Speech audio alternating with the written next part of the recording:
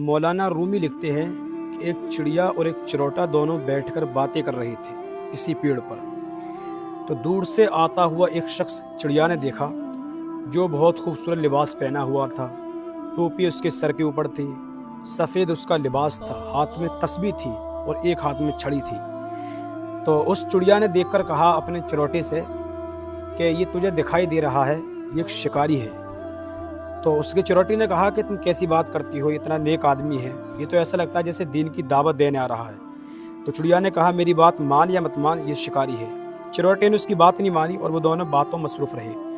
جب وہ قریب آیا تو اس نے اسی چھڑی سے اپنا تیر نکالا، چروٹے کو مار دیا۔ وہ تیر مارنا تھا کہ چروٹا مر کر زمین پر گرا۔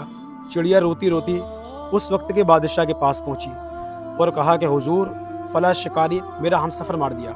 اب اسلام میں جان کا بدلہ جان سے چکایا جاتا ہے، یا آپ جان دے کر بدلہ چکا سکتے ہیں یا تو آپ پھر پیسہ دے کر۔ تو بادشاہ نے اس شکاری کو بلایا۔ بلانے کے بعد میں بادشاہ نے کہا چڑیا سے بتا تیری مرضی کیا ہے، کیسے پھانسی دے دی جائے؟ تو چڑیا نے کہا نہیں بادشاہ، پھانسی سے مت دو، بلکہ آپ اس سے یہ عہد لیں کہ جب یہ راستے سے گزرا کرے یا جب یہ راستے سے شکار کرنے آیا کرے تو یہ اپنے ہی لباس میں آیا کرے، یہ نیک لوگوں کا لباس پہن کر نہیں آیا کرے، نہیں تو ہم جیسے پرندوں کو اڑنے کا موقع نہیں ملے گا۔ یہ مثال تھی ان لوگوں کی جو لوگ آج دین کا لباس پہن کر لوگوں کو گمراہ کر رہے ہیں۔ وہابی، دیوبندی، یہ جتنے بھی فرقے ہیں جو یہ تبلیغی جماعت کے ہیں، ان کا آج یہی مشن ہے کہ اچھا لباس پہنو اور لوگوں کو بھولی بھالی باتیں بتاؤ اور ان لوگوں کے ایمان کو لوٹ لو۔ تو جس انسان کا لباس خوبصورت ہو، کبھی آپ یہ نہ سمجھنا کہ وہ اتنا ہی خوبصورت ہے، ہو سکتا ہے کہ وہ شیطان ہو لباس کی آڑ میں۔